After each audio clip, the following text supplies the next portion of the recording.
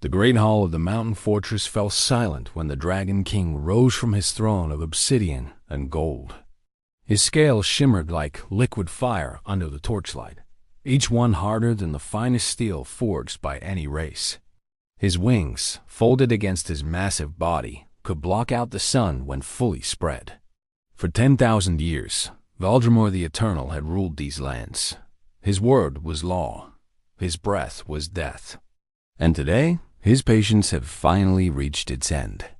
The human ambassador stood at the center of the hall, surrounded by dragons of every color and size. She was small, barely reaching the knee of the smallest dragon present. Her name was Commander Elena Vasquez, and she represented the human colony that had settled in the Eastern Valleys 300 years ago. Her uniform was pressed and clean. Her eyes showed no fear, even as smoke curled from the nostrils of the creatures around her. Valdemar spoke, and his voice shook the very stones of the fortress. He declared that the humans had been tolerated for too long. They had been given shelter when their great ships fell from the stars. They had been allowed to build their settlements and grow their crops, but now they had grown too bold. They dug too deep into the mountains. They spread too far across the sacred meadows.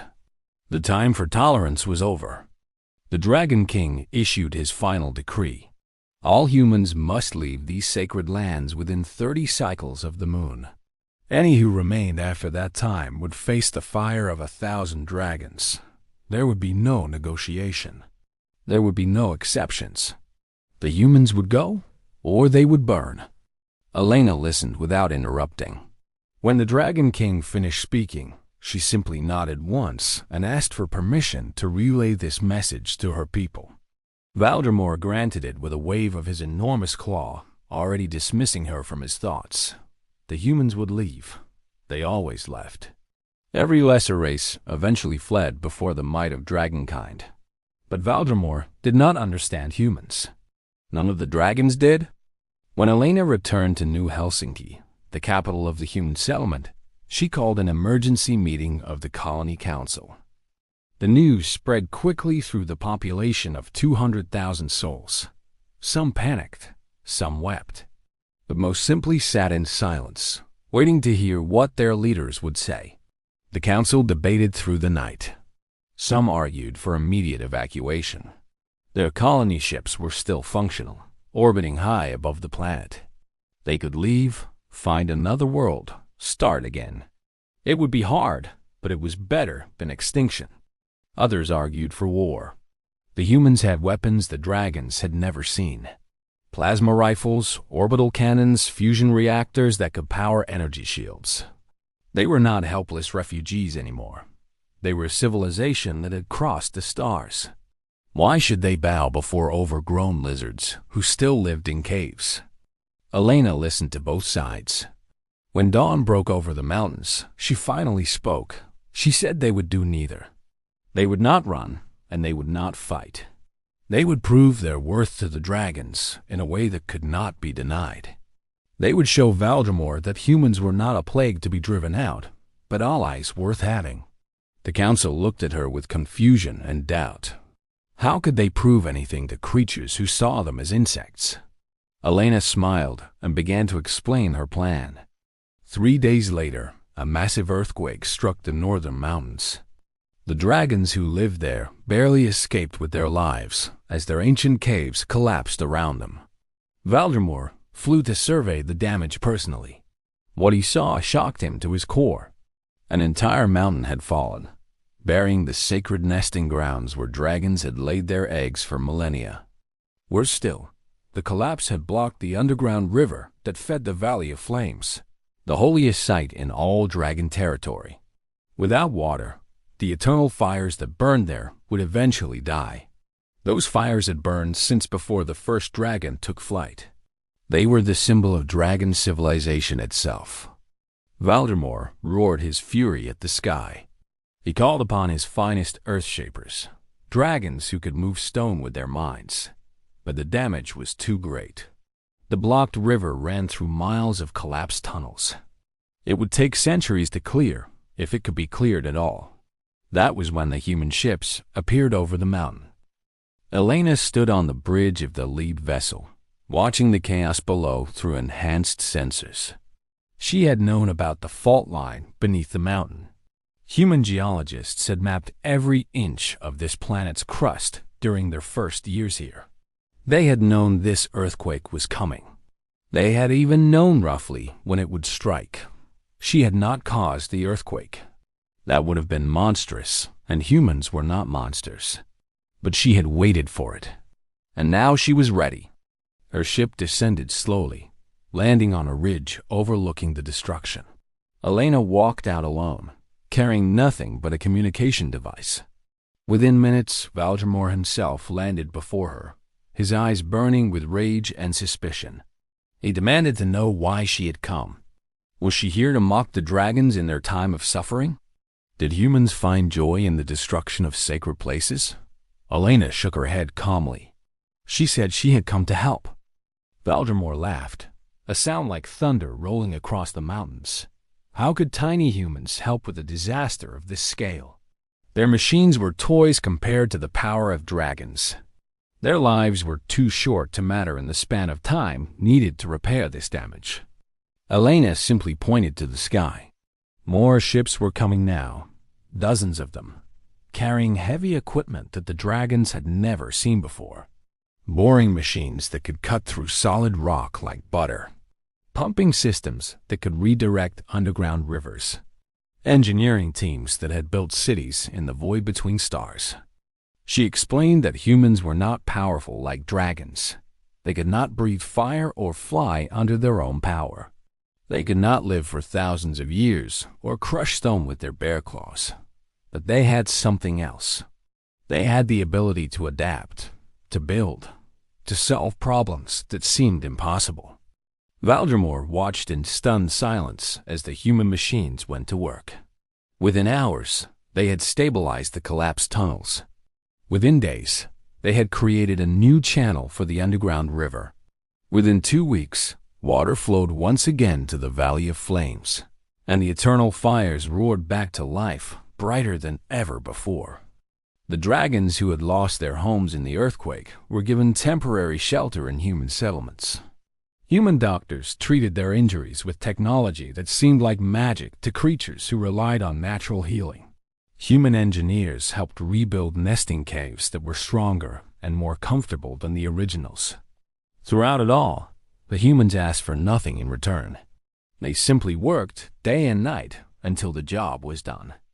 Valdemar found himself visiting the human settlements more often.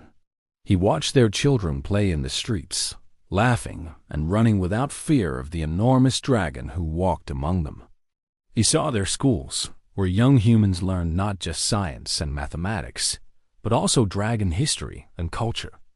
He discovered that the humans had been studying his people for 300 years, not to find weaknesses, but because they genuinely wanted to understand and respect their neighbors. One evening, Elena invited the Dragon King to dinner. He could not fit inside her home, so they sat together in her garden under the stars. She showed him images from Earth, the human homeworld. She told him about the wars and mistakes that had driven humans to the stars. She explained that her people had learned hard lessons about what happened when different races could not find a way to live together. Valdemar asked why humans had never shared any of this before. Why had they remained silent for 300 years, enduring suspicion and contempt without complaint? Elena smiled sadly. She said that humans had learned patience through suffering. They knew that trust could not be demanded or bought. It had to be earned, slowly, through actions rather than words. They had been waiting for a chance to prove themselves. The earthquake had given them that chance. The Dragon King sat in silence for a long time. Finally, he admitted that he had been wrong about humans. He had seen them as invaders, as parasites feeding on dragonlands. He had never considered that they might be partners, equals who brought their own strengths to this world.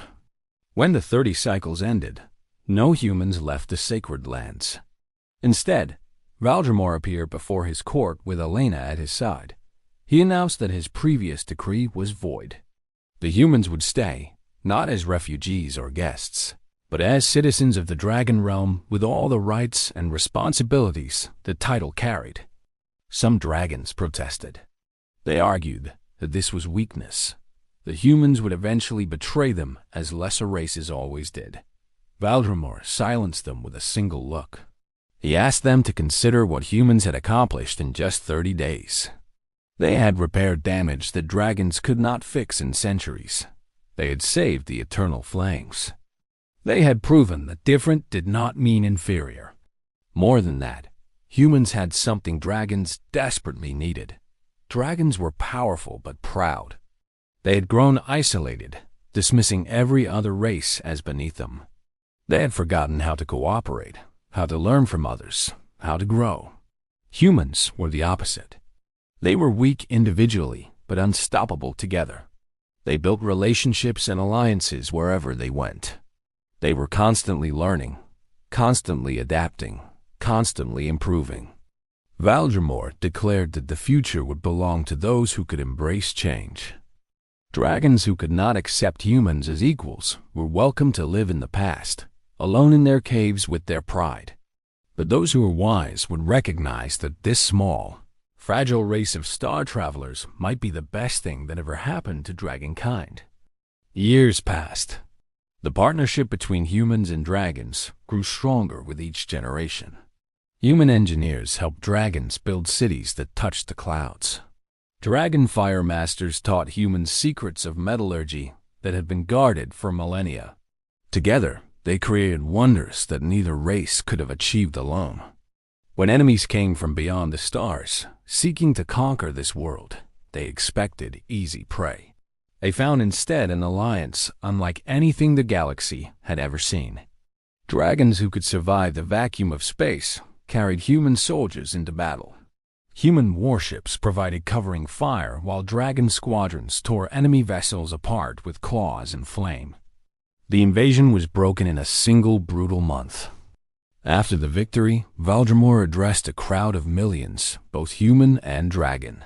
He was old now, even by dragon standards, but his voice still carried the power of ages. He said that he had ruled for 12,000 years, and in all that time, he had never been more proud of his people. He said that accepting humans into the dragon realm was not his greatest deed, but his wisest one. Elena stood beside him, white-haired and wrinkled, but still standing tall. She had been offered life extension treatments that could keep her alive for centuries, but she had refused. Humans were meant to age, she said. They were meant to pass the torch to younger hands. It was part of what made them human. She said that her people had wandered the stars for generations, searching for a home. They had finally found one, not by conquering or fleeing, but by proving that every race, no matter how different, had something valuable to offer. She thanked Valdemar for giving humanity that chance. The Dragon King bowed his massive head to the tiny human woman. It was the first time in history that any dragon had ever bowed to another race. It would not be the last. When Valdemar finally passed into the eternal flames, his successor continued the alliance without question. The bond between humans and dragons had been tested by fire and found unbreakable. And across the galaxy, other races began to whisper about the strange planet where dragons and humans lived side by side, building a civilization that would one day span the stars themselves. The sacred lands were sacred no longer because of what they excluded, but because of what they embraced. And at the heart of that embrace were humans, the small and fragile race that had proven, once again, that their greatest strength was not in their weapons or their technology, but in their stubborn refusal to ever give up.